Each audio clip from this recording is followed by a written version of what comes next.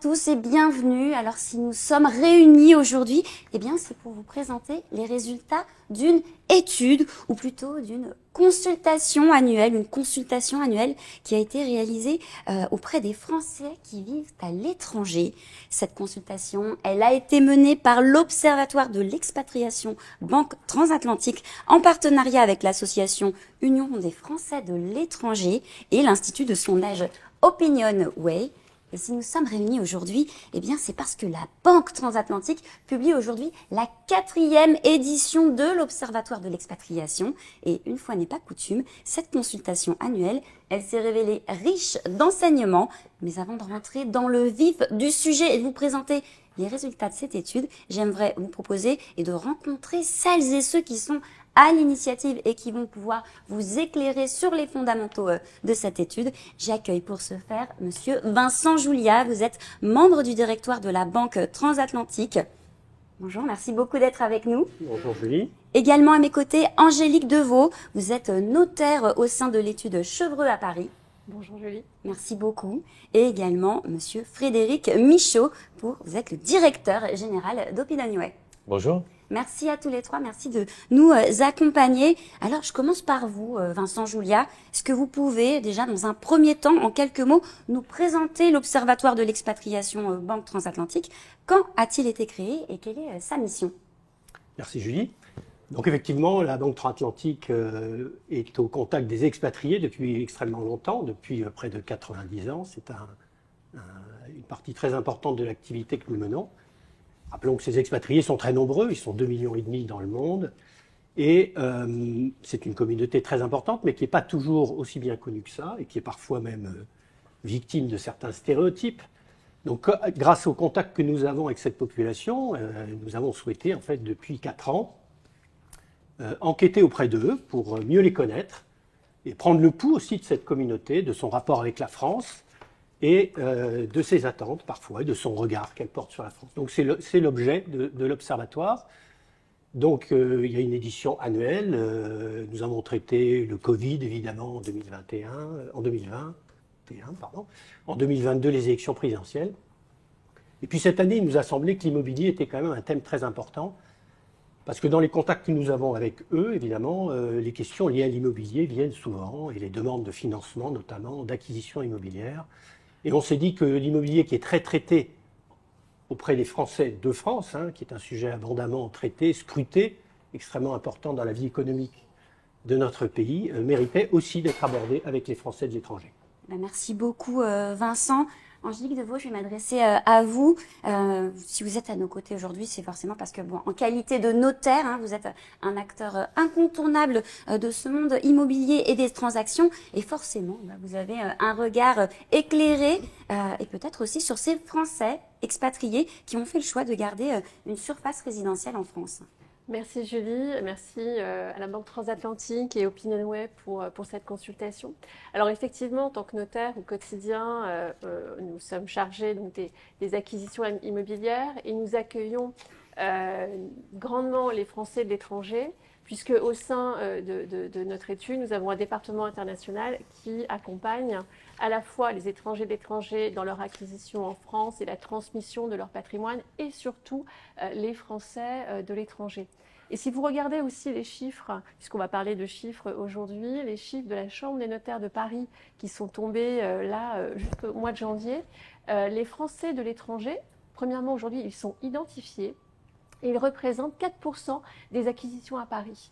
Donc 4%, ça reste un chiffre assez significatif pour une population très particulière. Et effectivement, on va le voir au travers de cette consultation et au travers de la conférence aujourd'hui, les Français sont toujours très attachés à la pierre. Et c'est la raison pour laquelle ils continuent d'investir en France tout en vivant à l'étranger. On va voir s'il y a d'autres raisons après ça, mais on va pas spoiler. Je vais m'adresser à vous, Frédéric Michaud. Est-ce que vous pouvez nous partager la méthodologie qui a été employé pour réaliser cette consultation. Absolument, oui. Cette consultation, vous avez raison de le rappeler, il s'agit bien d'une consultation et pas d'un sondage. Dans un sondage, nous construisons un échantillon représentatif de la population que nous souhaitons interroger, qui en possède toutes les caractéristiques. C'est ça qui fonde la représentativité des résultats.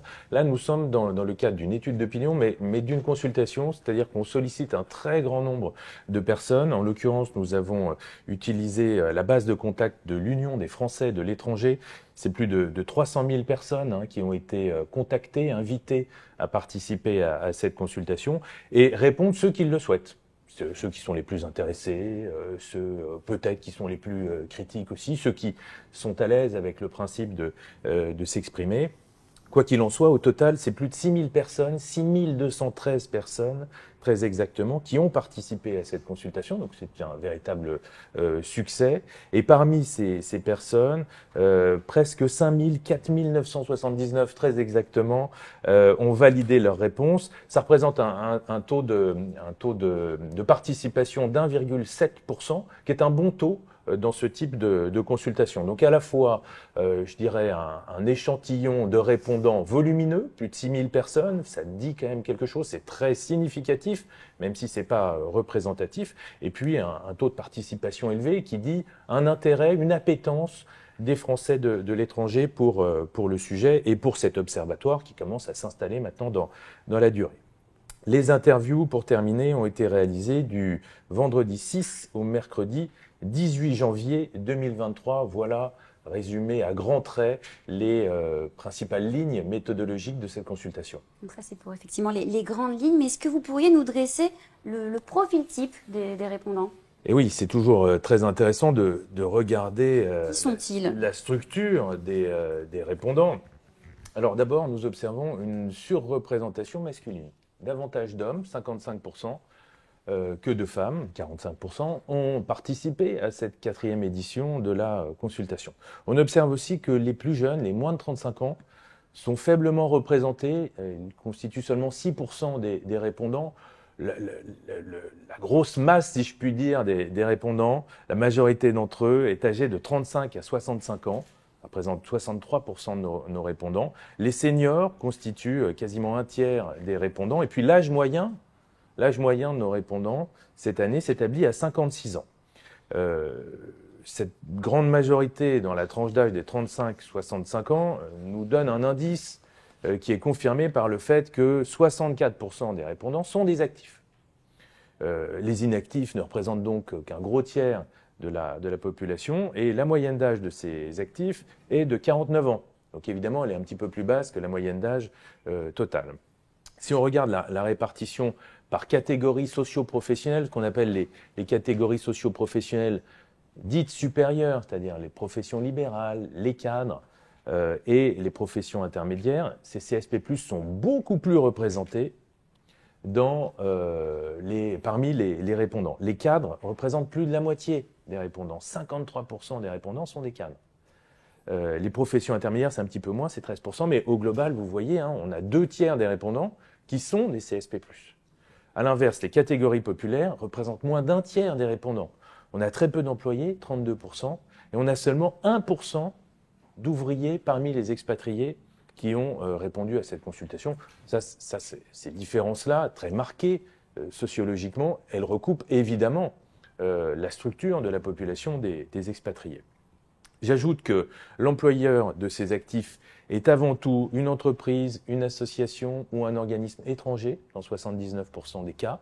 Une minorité seulement travaille pour un employeur français, 15%, ou européen, 17%. La majorité des expatriés ne possèdent aucune autre nationalité que la nationalité française.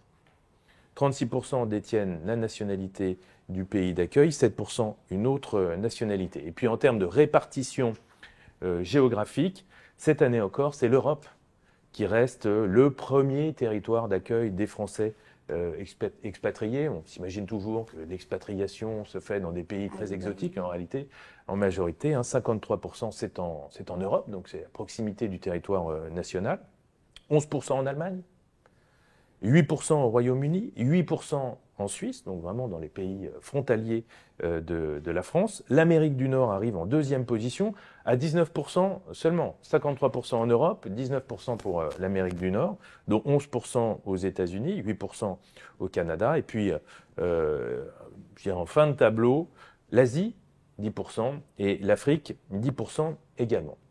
Et puis pour terminer, ce qui concerne la durée d'expatriation, post-Covid, les séjours, soit récents, soit de courte durée, se font plus rares. On a seulement 15% des participants à notre consultation qui déclarent résider dans leur pays d'accueil depuis moins de 5 ans. La majorité des expatriés, elle est dans son pays d'accueil depuis plus de 20 ans. Donc vraiment des expatriations au long cours. Et en moyenne, les expatriés vivent à l'étranger depuis 22 ans. Donc, vous voyez, c'est vraiment sur la longue durée que s'établissent ces expatriés. Évidemment, l'expatriation de longue durée, elle est plus fréquente parmi les personnes qui vivent en Europe, 50%, en Amérique du Nord également, 47%, et en Amérique centrale et du Sud, 48%. Les personnes dont le domicile est situé dans un pays asiatique y résident depuis moins longtemps en moyenne. Voilà ce qu'on pouvait dire sur le profil des répondants à cette quatrième vague de cette consultation auprès des expatriés. Merci beaucoup pour cette méthodologie et cette description des différents profils. Je vous propose qu'on passe, qu'on rentre dans le vif du sujet et qu'on passe à la présentation des résultats avec vous, Vincent Julia, pour repartir. Alors, une fois effectivement qu'on a pris un petit peu la mesure de l'intérêt d'avoir une vue d'ensemble concernant les choix d'investissement immobilier des expatriés français, on va donc en venir au cœur du sujet.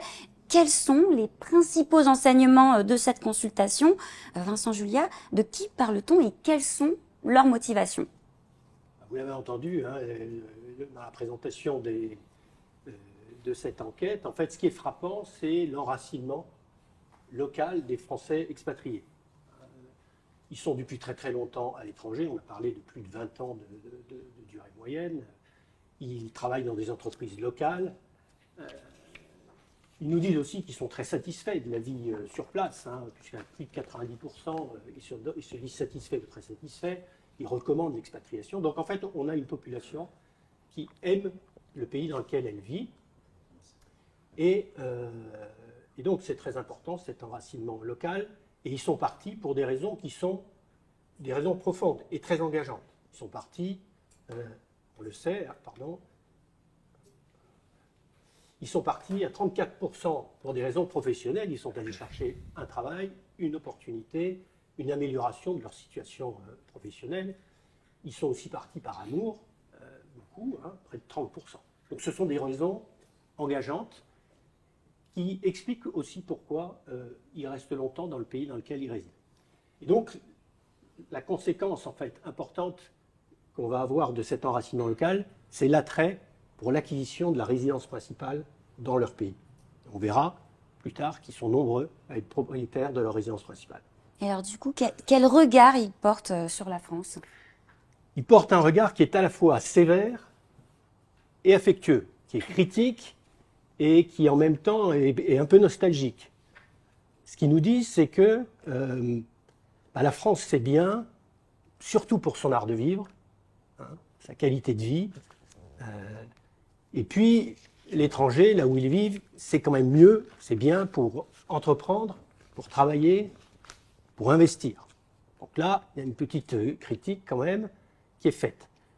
Mais en même temps, on sent, ils nous disent à 48% que l'expatriation les rend plus proches de la France, les plus attachés à la France. 48% disent qu'en vivant à l'étranger, leur regard sur la France est devenu plus positif aussi. Ils apprécient mieux ce qu'elle a à leur donner. Et à 70% même, ils considèrent que les atouts de la France sont mieux mis en évidence, sont plus visibles depuis l'étranger. Donc c'est un regard qui est quand même assez mélangé. Et ils sont très impatients d'ailleurs de voir aussi la France progresser sur les sujets sur lesquels ils trouvent que les choses sont plus faciles dans leur pays. Et alors, est-ce que cet attachement, je vais m'adresser à vous cette fois, Angélique Deveau, est-ce qu'il est lié au fait que les Français ils continuent de penser à la France quand il s'agit de penser à leur retraite et à leur santé? Alors, ce sont des Français qui sont installés à l'étranger. Ce sont avant tout des Français. Leur cœur est en France. Et très souvent, comme le disait justement Vincent, ils vont travailler à l'étranger avec ce souhait de retourner en France et notamment de revenir en France au moment de la retraite.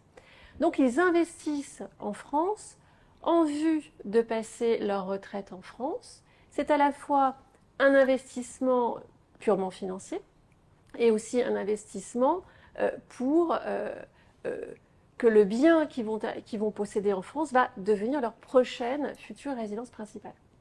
Donc il y a vraiment le double effet. Et les Français sont effectivement traditionnellement attachés à la pierre. Donc traditionnellement, le Français investit dans l'immobilier. Donc si on résume un petit peu vos différents propos, il y a d'un côté cette inclinaison de la part des expatriés français qui a privilégié certaines destinations dès lors qu'il s'agit de penser voilà, à leurs ambitions professionnelles. Et puis de l'autre côté, il y a cette volonté de renouer avec la France pour tout ce qui a trait à des questions peut-être d'ordre social, de l'éducation ou de la retraite. C'est bien ça, Angélique Deveau ? Il ne faut pas oublier que la France reste un pays stable. Stable sur le plan politique, stable sur le plan économique. Et c'est un pays qu'ils connaissent. Donc ils connaissent cette stabilité, ils connaissent ce politique. Donc ils n'hésitent pas à continuer d'investir dans leur pays d'origine. C'est beaucoup plus difficile d'investir dans le pays de résidence parce que ça demande aussi un effort de connaissance du marché local, de connaissance du contexte économique et politique, auquel certes on y est confronté au jour le jour quand on vit à l'étranger, mais pas de la même façon que lorsque l'on a grandi, évolué dans son pays d'origine. Et puis quand on investit en France, même si on vit loin, il y a toujours du monde sur place, en fait, pour gérer ce patrimoine. On a toujours de la famille, on a toujours des amis qui, en cas de difficulté, sont là pour gérer le bien. Vincent Julia, je m'adresse de nouveau à vous. Quel rapport les Français entretiennent-ils avec l'immobilier ? Quel est votre constat ? Le constat est tout à fait partagé avec ce que vient de dire Angélique. Il faut se rappeler qu'en France, 54% du patrimoine des Français, c'est de l'immobilier. Donc on parle de chiffres énormes, on parle de 8 000 milliards d'euros pour les Français de métropole. En fait, et 60%, 61% exactement, des Français sont propriétaires d'immobilier. Et pour 58%, c'est à titre de résidence principale. C'est leur résidence principale qu'ils détiennent. Là, on parle des Français qui vivent en France. Quand on regarde les Français qui sont à l'étranger, qu'est-ce qu'on observe ? On observe que ce tropisme immobilier est conservé à l'étranger. 77% d'entre eux sont propriétaires d'un bien immobilier. C'est donc même 15% de plus que la statistique équivalente pour les Français de France, ce qui est relativement compréhensible du fait d'une part de la sociologie des expatriés évoquée par Frédéric Michaud au début, qui est quand même un peu plus CSP+, avec des CSP+, qui sont surreprésentés. Et puis aussi, on le verra, parce que ils ont un pied en France et un pied à l'étranger. Et que ce pied en France, eh bien, il nécessite souvent aussi d'avoir de l'immobilier en France. Donc le poids de l'immobilier est très important pour eux. Donc ils sont 77% à être propriétaires d'immobilier, 60% pour leur résidence principale. Donc c'est à peu près la même statistique finalement qu'en France. C'est quand même très intéressant de voir que cet enracinement local des Français expatriés les conduit globalement à être propriétaires de leur résidence principale. Et alors du coup, voilà. En revanche, ils font donc un petit peu plus d'immobilier de pied-à-terre, comme ça a été évoqué, d'immobilier peut-être locatif aussi, et de résidence secondaire. Ça, c'est le versant donc propriété en France. Très bien. Et alors du coup, est-ce qu'ils achètent en France depuis l'étranger ? Et pourquoi et où ? Oui, alors, oui, ils achètent en France, ça c'est sûr. Ils nous disent dans l'étude... Et depuis l'étranger. 30% d'entre eux sont propriétaires en France. 30% des expatriés, parmi les 77%, donc, enfin, 77% sont propriétaires, 30% d'entre eux sont propriétaires en France. Donc c'est un chiffre qui est quand même très élevé. Bien sûr, ils peuvent être propriétaires parce qu'ils avaient acheté en France et que, en partant à l'étranger, ils ont conservé ce bien.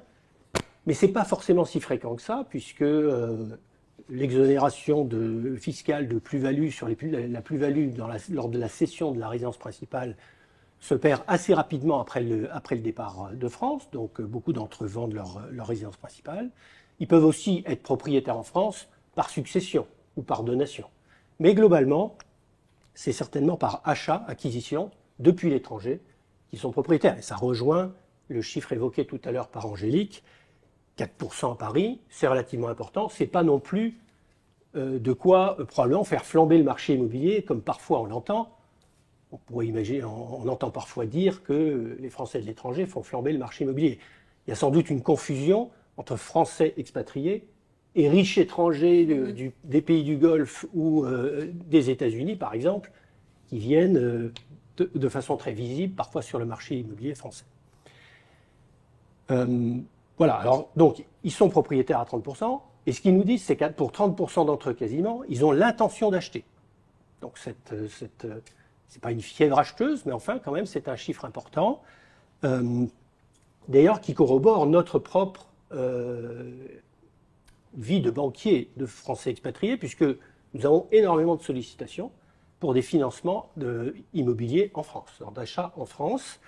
Et c'est même la première raison pour laquelle un expatrié essaye d'entrer en relation avec la banque. Voilà, la première cause, c'est « je recherche un financement immobilier pour une acquisition ». On le voit aussi d'ailleurs avec le développement des courtiers en crédit spécialisés sur les expatriés. C'est un phénomène qui est assez frappant, je trouve, depuis quelques années. Et puis par le développement aussi de la profession de chasseur d'appartements. Beaucoup de Français expatriés, évidemment, c'est une des difficultés qui sera peut-être évoquée. Comment on fait depuis l'étranger pour trouver un bien? Donc il y a une profession de chasseur d'appartements qui se développe. Alors les raisons pour lesquelles ils achètent, elles ont déjà été un petit peu évoquées. La retraite, numéro 1. Première raison, vraiment, c'est la préparation de la retraite. Ils sont 55% des expatriés à donner cette raison comme première raison pour acheter en France. Il est intéressant d'ailleurs de voir que les Français expatriés privilégient la France pour leur retraite, à 48%, contre 42% qui pensent passer leur retraite dans leur pays de résidence. Donc c'est logique que, prévoyant en grande partie une retraite en France, ils se projettent et ils anticipent par l'acquisition d'un bien immobilier. À la fois parce qu'il leur faudra bien résider en France, et puis aussi parce que, étant à l'étranger, les systèmes de retraite sont quand même très différents de ceux qu'on connaît en France, dans beaucoup de pays, et il est nécessaire souvent de se constituer une épargne et un capital. Voilà, la deuxième raison, c'est le pied-à-terre. Les Français de l'étranger reviennent en France, ils reviennent souvent, 49% reviennent plus de 2 fois par an. Alors certes, évidemment, c'est plutôt ceux qui sont en Europe. Plus on est près de la France, plus on revient fréquemment, mais quand même, c'est un chiffre très élevé.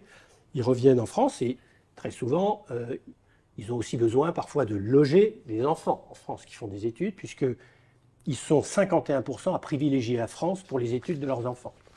Donc le logement, le pied-à-terre, sert aussi à loger les enfants ou à visiter la famille. Beaucoup gardent des parents en France. Et c'est la deuxième raison, donc 44% évoquent le pied-à-terre comme deuxième raison d'acquisition. La troisième raison, c'est plutôt la résidence secondaire, l'attachement à la France et à son climat et à sa qualité de vie dont ils veulent profiter par le biais d'une acquisition. Alors le pied-à-terre, ça les oriente plutôt vers l'Île-de-France. On voit que la première localisation géographique dans les intentions d'achat, c'est l'Île-de-France, et particulièrement Paris, à hauteur de 20%, nous disent-ils. Ils privilégient Paris pour une acquisition immobilière. C'est sans doute en lien avec les études à venir ou présentes des enfants. Pour la résidence secondaire, ça va les conduire à s'orienter plutôt vers la région PACA, surtout le bord de la côte maritime, bien évidemment, et la Nouvelle-Aquitaine également sur les départements proches de la côte. Voilà, conclusion, je dirais que ils sont très intéressés par l'achat en France, essentiellement pour des raisons de nécessité. C'est parce qu'ils ont des besoins, ils anticipent la retraite, ils ont des besoins de logement. Ce n'est pas d'abord un investissement d'investisseurs financiers. Pourquoi? Parce que quand on les interroge sur l'intérêt en tant qu'épargnant d'un investissement immobilier en France, pour le coup, ils nous disent privilégier, en termes d'intérêt d'épargnants, l'étranger. Le pays dans lequel ils résident, qui est pour eux à 51% plus intéressant fiscalement et à 49% plus intéressant en termes de rentabilité. Et ça, c'est un phénomène qu'on voit beaucoup avec nos clients. L'investissement à l'étranger est souvent privilégié au-delà de la résidence principale, qui est quand même pour eux la première cause, évidemment, d'acquisition, privilégié par les rendements qu'ils peuvent tirer d'un investissement. Voilà, donc nous, à la Banque Transatlantique, on voit bien que l'immobilier français fait rêver quand même. Il est beau cet immobilier français. Quand on est à l'étranger, on s'aperçoit que ce n'est pas toujours aussi qualitatif. Ils sont très, très désireux de pouvoir acheter.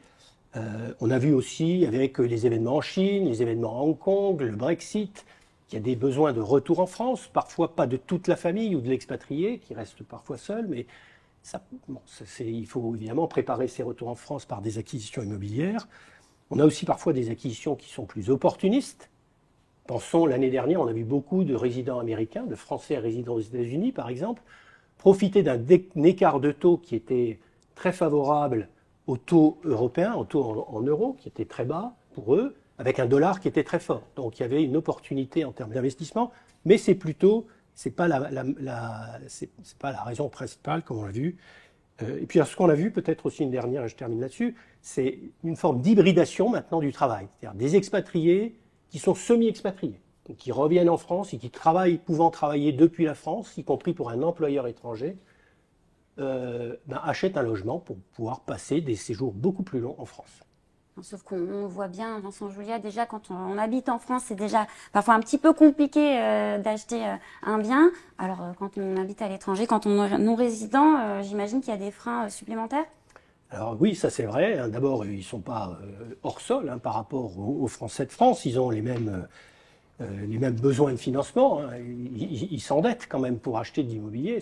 Malgré le fait qu'ils soient des catégories CSP+, ils ont quand même besoin de crédit. Ça c'est sûr.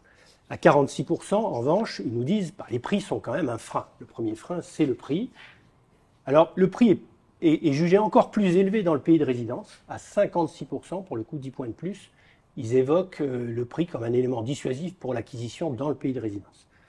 À 24% quand même, on a évoqué les 32% de catégories populaires, à 24%, l'insuffisance de revenus est un frein à l'acquisition. Et c'est plus vrai d'ailleurs, encore un petit peu plus vrai, pas significativement, mais quand même pour les femmes. 27% des femmes, 21% des hommes évoquent l'insuffisance de revenus comme un frein à l'acquisition.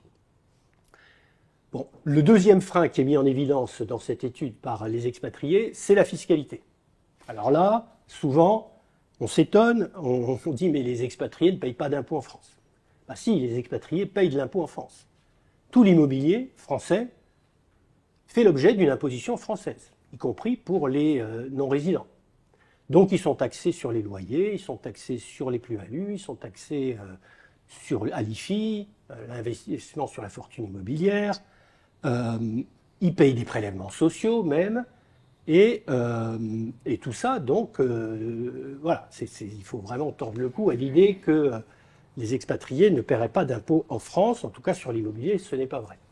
Et c'est même, chose étonnante, ils sont même plutôt désavantagés par rapport aux Français de France.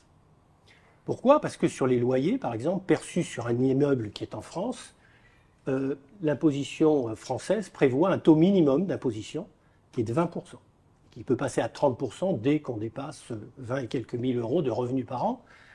Donc, on est au-dessus des tranches basses du barème d'imposition d'un résident français qui pourrait, lui, sur les mêmes loyers, être taxé dans des proportions inférieures. Ça, c'est la première différence, une imposition des loyers qui est finalement assez forte. Une deuxième différence, c'est que l'exonération de plus-value sur la cession d'une résidence principale, qui vaut pour tous les Français de France, elle est soumise à des conditions pour les non-résidents. Il faut qu'ils vendent dans un certain délai après leur départ de France et sous condition de ne pas avoir loué dans l'intermédiaire, dans la période intermédiaire, leur logement, par exemple. Alors, ils ont une exonération sur la première cession d'un bien immobilier en France, mais elle est limitée en montant à 150 000 euros. Ils ont aussi une contrainte supplémentaire, c'est que quand ils vendent un bien immobilier, si la plus-value dépasse 150 000 euros, il faut qu'ils fassent appel à un représentant fiscal. sous certaines conditions, mais qui est coûteux. Il faut prendre, c'est un intermédiaire qui va assurer vis-à-vis du fisc français ce rôle de représentation. Voilà, les prélèvements sociaux, c'est 17,2%, c'est pas rien. C'est comme en France, sans les droits. Alors ça ne concerne pas tous les expatriés, mais tous ceux qui ne cotisent pas à des systèmes de retraite européens, ce qui est quand même un grand nombre. Voilà, donc oui, c'est pas facile, le frein de la fiscalité est assez fort, le frein évidemment du prix est assez fort, et puis ils ont besoin évidemment d'être très accompagnés dans ces acquisitions, très bien conseillés sur le plan juridique, fiscal. Bon, c'est un environnement très différent. C'est là où nous et nos équipes, nous essayons d'intervenir évidemment à leur côté avec des équipes en France, des équipes à l'étranger dans une dizaine de pays, qui sont des équipes de Français expatriés eux-mêmes, qui ont les mêmes caractéristiques, qui sont expatriés depuis 10, 15 ans parfois, mais qui peuvent les aider à faire ces acquisitions transfrontières, oui, quand même pas simples à réaliser. Alors du coup, j'ose à peine vous poser la question, du côté de l'obtention des crédits, ça donne quoi ? Eh ben, c'est difficile, mais c'est pas impossible. C'est difficile, à 24%, ils nous disent qu'il est quand même difficile d'obtenir un crédit auprès d'une banque. Alors, il faut bien comprendre, la première idée, c'est d'aller se tourner vers sa banque locale. Vous êtes résident je sais pas, à Singapour ou à Miami, et puis vous vous tournez vers votre banque locale parce que vous avez une banque locale. Les expatriés ont des comptes dans des banques locales. C'est là où ils font leur vie, ils ont besoin d'une banque locale. Mais les banques locales ne financent pas en général les acquisitions de biens à l'étranger. Surtout si elles sont très loin. Éventuellement, dans les pays limitrophes de la France, ça peut s'envisager, mais la plupart d'entre elles ne financent pas. C'est compliqué, elles ne connaissent pas le marché immobilier, elles ne peuvent pas prendre de garantie, donc elles ne vont pas le faire. Alors ils vont se tourner vers une banque française. Mais se tourner vers une banque française, les expatriés nous disent, c'est pas facile d'ouvrir un compte dans une banque française depuis l'étranger. La réglementation qui pèse sur les banques en matière de contrôle des comptes rend les banques un peu frileuses. Et puis alors, demander un crédit, il faut comprendre que pour une banque française, l'appréciation du risque lié au crédit est complexe. Elle est complexe parce que l'évaluation de la capacité de remboursement de l'emprunteur n'est pas facile à apprécier. Parce qu'on est dans des contextes où le coût de la vie est totalement différent, les échelles de revenus sont très différentes, la monnaie utilisée est différente, et donc il n'est pas facile de savoir, de mesurer ce qu'on appelle le reste à vivre, la capacité donc à payer un emprunt et à continuer d'assurer son train de vie. Et puis les banques ne peuvent pas opérer les prélèvements sur les comptes des clients, puisque là où tombe le salaire, qui va être dans une banque étrangère, et les banques aiment bien évidemment prélever sur un compte qui est dans leur livre le montant nécessaire au remboursement du crédit. Et puis elles font face aussi à une évolution de la sociologie des expatriés. Il y a de plus en plus d'entrepreneurs. Bon, et estimer la capacité d'investissement, de revenus, de remboursement d'un entrepreneur à l'étranger, c'est complexe.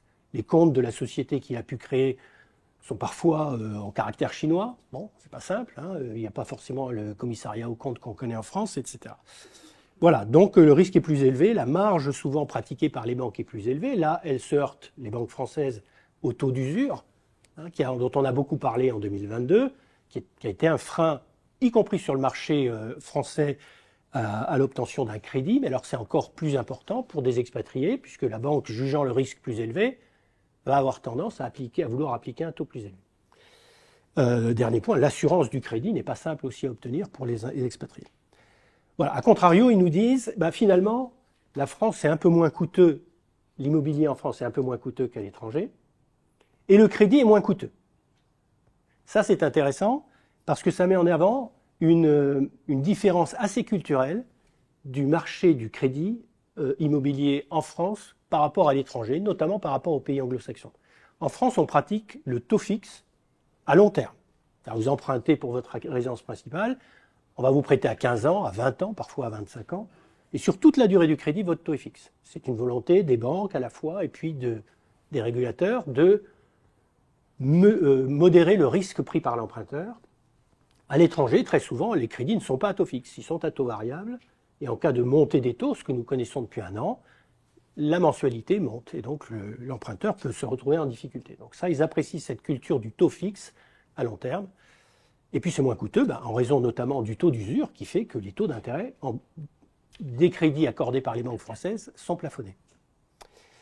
Voilà, ça n'empêche pas pour autant de financer des acquisitions. À la Banque Transatlantique, nous en finançons plus de 200 par an, c'est-à-dire une par jour. On finance une acquisition par jour aujourd'hui d'expatriés en France. Voilà, donc c'est possible. Mais c'est vrai qu'il faut se donner du mal et puis il faut probablement se tourner vers les banques qui ont le plus de familiarité avec les expatriés. Merci beaucoup Vincent. Angélique, je me tourne de nouveau vers vous. De votre côté, en qualité de notaire, quels sont les freins que vous avez pu observer auxquels les expatriés français sont confrontés? Alors, le premier frein, c'est tout simplement le fait de trouver le bien immobilier. C'est-à-dire que quand on vit à l'étranger, on n'est pas sur place par définition. Donc il est difficile de trouver, de visiter. Et c'est vrai, vous l'avez dit justement Vincent, il y a la profession de chasseur d'appartements qui s'est très développée ces dernières années et des agences immobilières sont spécialisées pour les non-résidents, les Français de l'étranger. Et donc ça aide déjà le Français à trouver le bien. Mais ça c'est la première contrainte. Souvent, d'ailleurs, le Français vient visiter le bien à l'occasion de vacances en France. Voilà, c'est la période pour lui pour ses visites. Première contrainte, une fois qu'il a trouvé son bien, il y a la contrainte du financement dont on vient de parler, qui est une vraie contrainte, où des dossiers se trouvent de ce fait stoppés pour raison de financement. Ensuite, c'est la fiscalité. Alors, la fiscalité, à la fois, on sait qu'en France, il y a de la fiscalité, donc on connaît cette problématique. Et c'est vrai, vous l'avez dit justement, la fiscalité, on va l'avoir tout au long de la vie du bien immobilier. À la fois au moment de l'acquisition, au moment de la détention, au moment de la revente et au moment de la transmission. Alors ça peut être un frein, effectivement, quand on fait le total de toutes ces impositions, de toute cette fiscalité. Mais néanmoins, on sait qu'elle existe. Et il existe aussi des mécanismes, notamment en termes de transmission, pour anticiper en fait la pression fiscale. Et c'est aussi ce que l'on va apporter aux clients français de l'étranger, donc la structuration de son acquisition en vue d'une transmission qui soit moins lourdement taxée. Voilà pour les freins que l'on peut observer pour une acquisition en France depuis l'étranger par un Français de l'étranger. Donc ça, c'est pour l'aspect notamment fiscal. Mais concrètement, quand on vit à l'étranger, comment on fait? Est-ce qu'on est obligé de se déplacer ou il y a des solutions? Alors, ce n'est plus un frein. Ce fut un frein. Le Covid est passé par là. Alors, il y a les aspects négatifs du Covid que tout le monde connaît, mais il y a un aspect positif. C'est que grâce au Covid ou à cause du Covid, nous avons aujourd'hui la possibilité de signer des actes à distance. Donc, on peut très bien être à l'étranger, signer une procuration à distance. On a tous les moyens technologiques, je vois les caméras, mais c'est un petit peu le même système dans nos études avec nos caméras et on se voit avec le client. Donc aujourd'hui, c'est tout à fait possible de signer à distance une acquisition en France. Merci Aucune difficulté. Merci le Covid. Pour le coup. Je vous remercie tous les trois d'avoir été nos guides aujourd'hui pour nous éclairer sur cette consultation et puis pour nous permettre de bien appréhender le rapport qu'ont ces Français expatriés avec les biens en France. Et bien, je vous propose maintenant qu'on passe à la séquence de questions-réponses. Si vous avez des questions, nos experts sont là. Est-ce qu'il y a des questions? Oui. Bonjour. Est-ce qu'il y a des pays d'expatriation depuis lesquels il est plus difficile d'investir? Des zones, en tout cas, pour lesquelles il y a plus de freins pour les expatriés? Alors, d'un point de vue des relations bancaires, par exemple, trouver une banque qui vous accepte comme client, c'est clair qu'il y a des pays qui sont plus difficiles que d'autres. Les pays, pour n'en citer qu'un aujourd'hui, si vous êtes un Français résident en Russie, c'est pas simple d'ouvrir un compte. Voilà. Donc les pays sous sanctions, des pays jugés non coopératifs en matière fiscale, sont des pays qui compliquent beaucoup la vie des Français de l'étranger. Ça, c'est certain. Je pense que c'est la première réponse qu'on peut donner. C'est sûr qu'il y a des pays, les grands pays de l'OCDE, avec les banques françaises sont plus à l'aise avec des grands pays de l'OCDE, des Français qui résident dans ces pays-là, que dans d'autres pays. Et puis, il y a ce que j'évoquais tout à l'heure, par exemple, sur les entrepreneurs, il y a beaucoup, par exemple, de Français qui entreprennent en Asie. Mais en Asie, vous produisez des documents à votre banque qui sont dans des langues qui sont en général pas bien maîtrisées. Hein. C'est un euphémisme. Donc, c'est pas simple. Et puis les États-Unis, évidemment. Alors, il y a aussi le cas très particulier des États-Unis qui fait parler beaucoup de lui parce que les États-Unis ont imposé aux banques étrangères, dont les banques françaises, des contraintes qu'on dit souvent extraterritoriales, qui font beaucoup parler d'elles, puisque les États-Unis, en fait, contraignent les banques à déclarer ce qu'on appelle les US personnes, les contribuables américains, ceux qui tombent sous le coup des critères qui font d'eux des contribuables américains.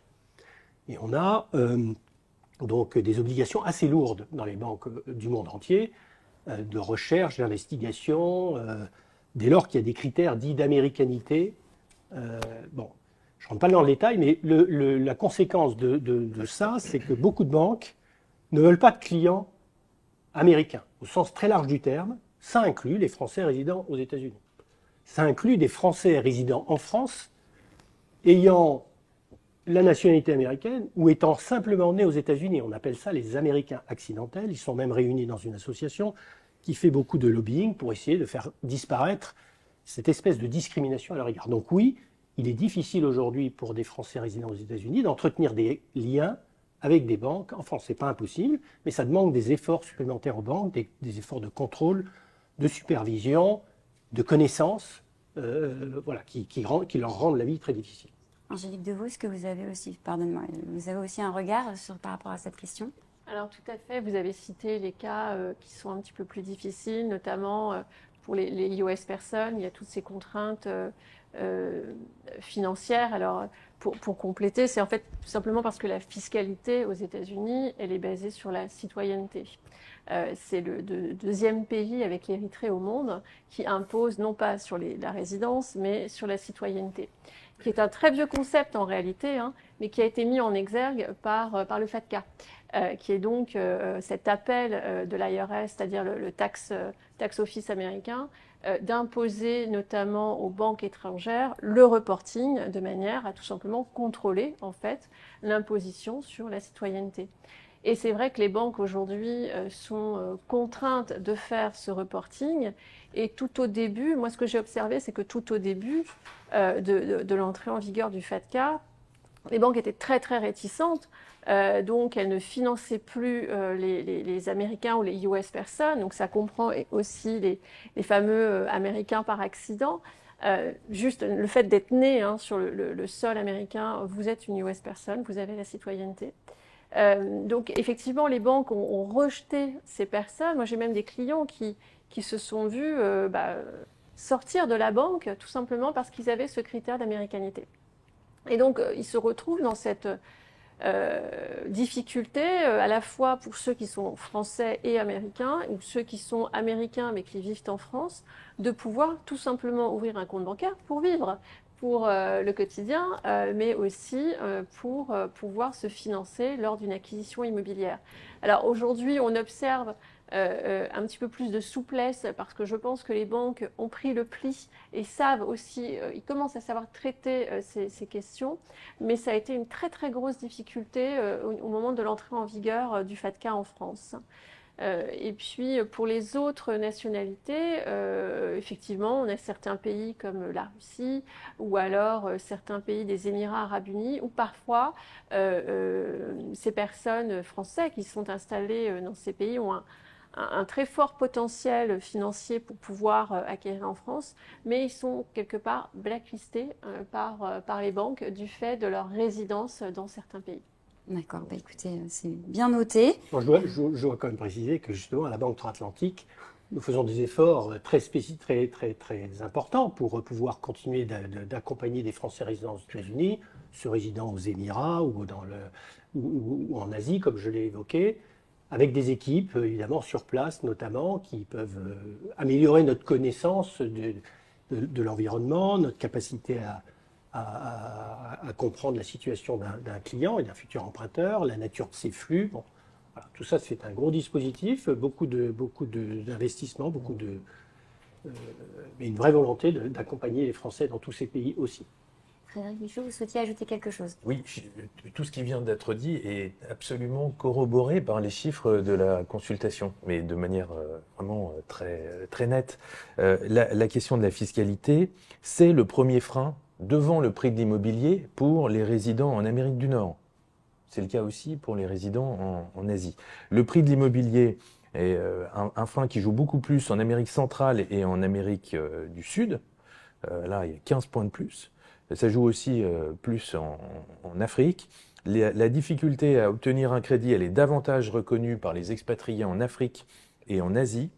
Et puis enfin, l'insuffisance de revenus, elle, est davantage ressentie par les expatriés qui habitent en Amérique centrale et en Amérique du Sud. Voilà. Ça, c'est noté. Est-ce qu'il y a d'autres questions?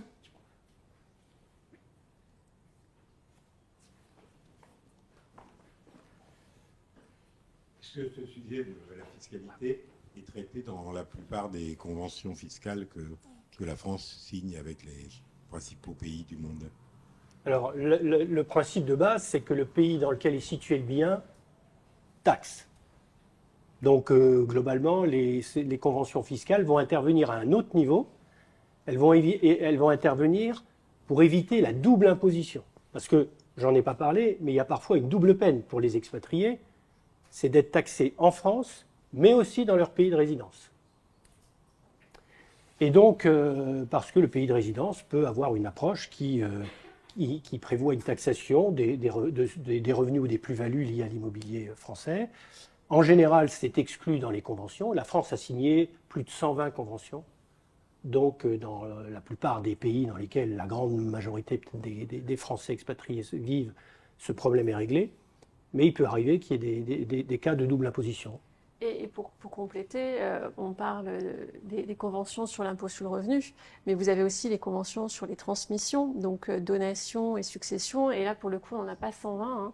On en a à peine un quart de ces conventions. Donc, le cas de la double imposition, elle existe réellement.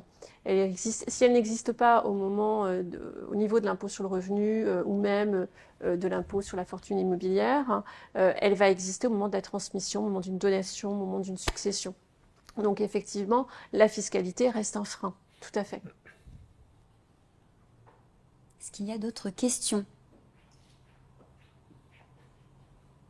Parce que alors nous, on en a reçu un petit peu également un certain nombre, et il y a notamment une question qui consiste à savoir comment faciliter l'accès au crédit pour les expatriés.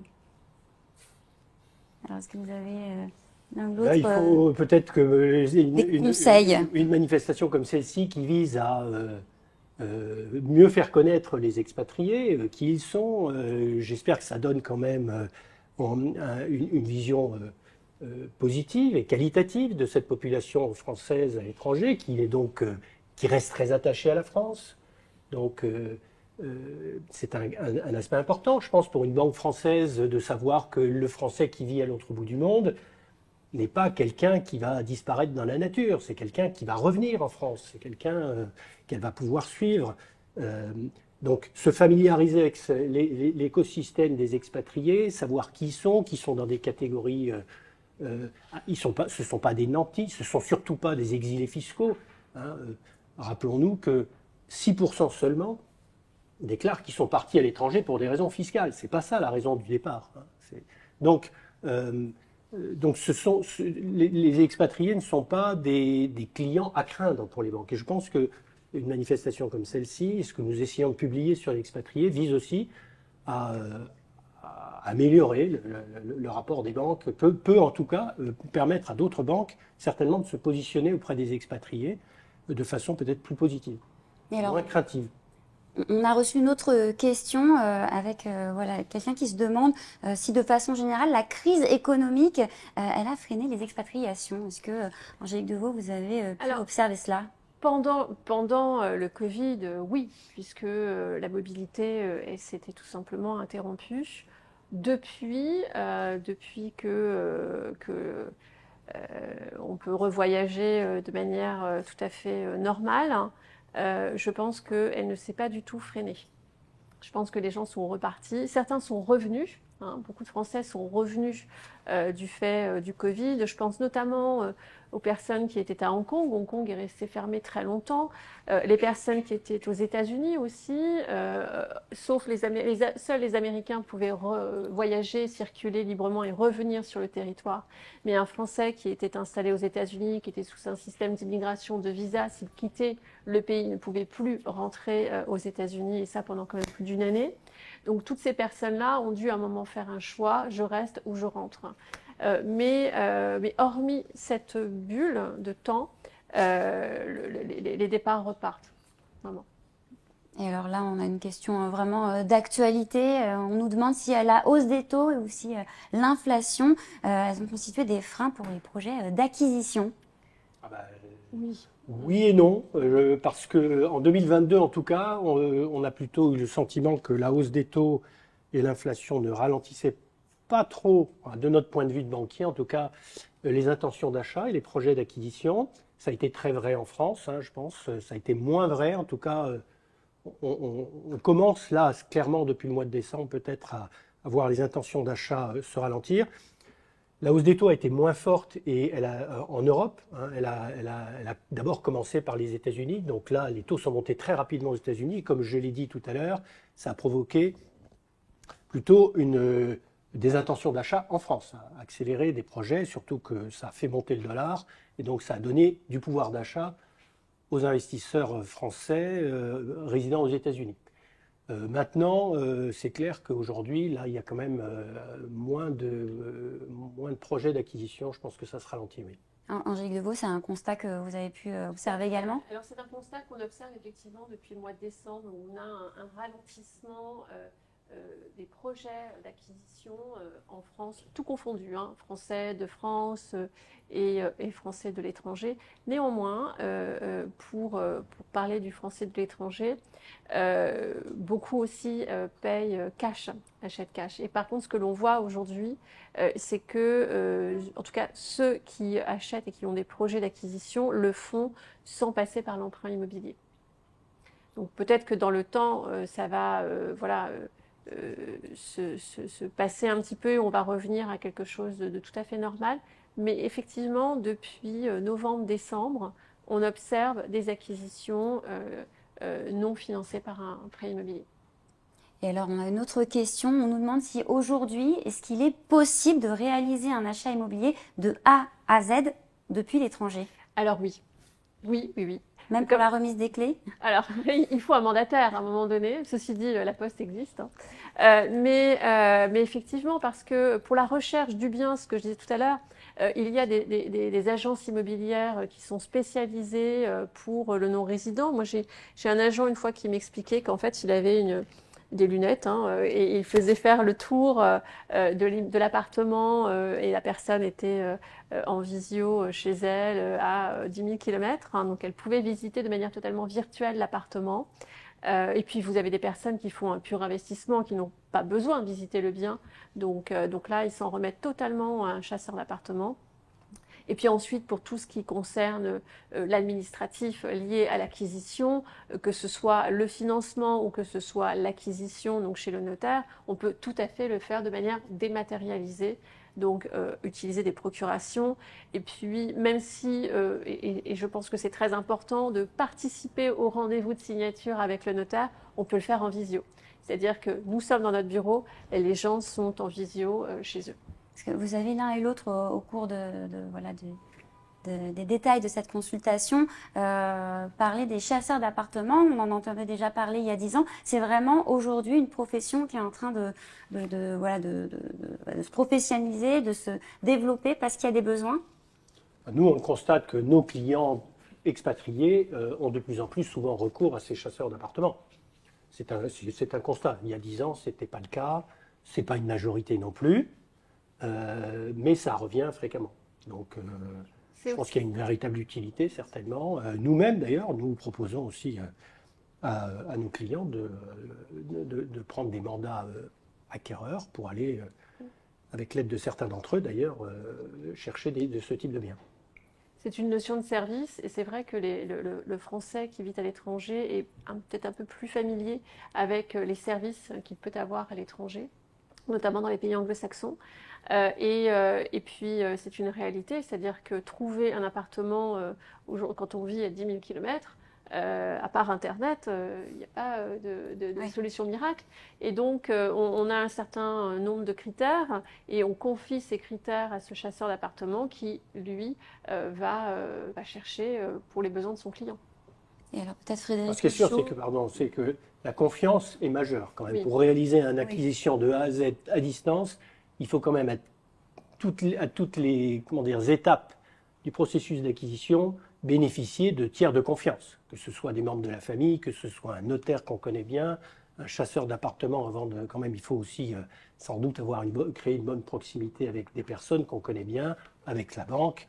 Voilà, tous les professionnels qu'on va utiliser, il faut avoir construit un peu ce réseau de confiance avant. Merci beaucoup. Frédéric Michaud, vous avez peut-être... Alors, la profession d'agent immobilier, en tout cas, l'est. Donc, je pense qu'ils opèrent avec des cartes d'agent immobilier. On dit chasseurs parce qu'ils sont côté acheteurs, par opposition à une agence qui, en règle générale, fait des mandats vendeurs. Mais c'est des professions immobiliers. Et en France, tout est réglementé, la quasi-totalité des professions, dont celle-ci. Oui, bien sûr. Est-ce qu'il y a d'autres questions ?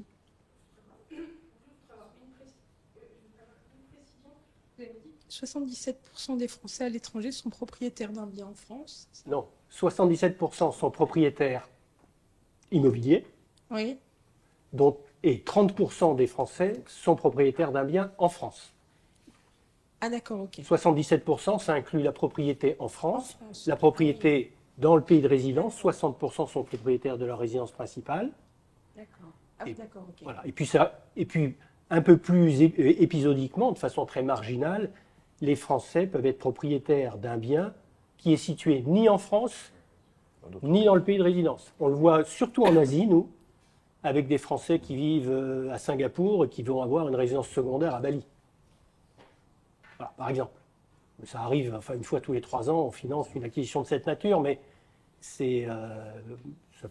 doit faire quelques pourcents, et j'imagine qu'il y en a peut-être de même dans d'autres pays dans lesquels les lieux de villégiature sont dans des pays voisins, limitrophes, pas très lointains. Alors on a aussi de la même façon que des Français ont des résidences en Espagne ou au Portugal. Frédéric Michaud, juste pour conclure, est-ce que vous avez un petit point de conclusion au regard de tout ce que vous avez pu entendre, notamment des questions? Une conclusion très générale, on voit que nous sommes sur un marché qui est toujours particulièrement intéressant, qui évolue très rapidement et qui suscite un grand intérêt de la part des expatriés. Donc une bonne nouvelle. Merci à tous les 3 d'avoir été nos guides ce matin. Angélique Deveau, je rappelle que vous êtes notaire au sein de l'étude Chevreux à Paris. Frédéric Michaud, donc directeur général pour Opinionway, et Vincent Julia, donc membre du directoire de la Banque Transatlantique. Merci à tous de nous avoir suivis. À très bientôt. Merci.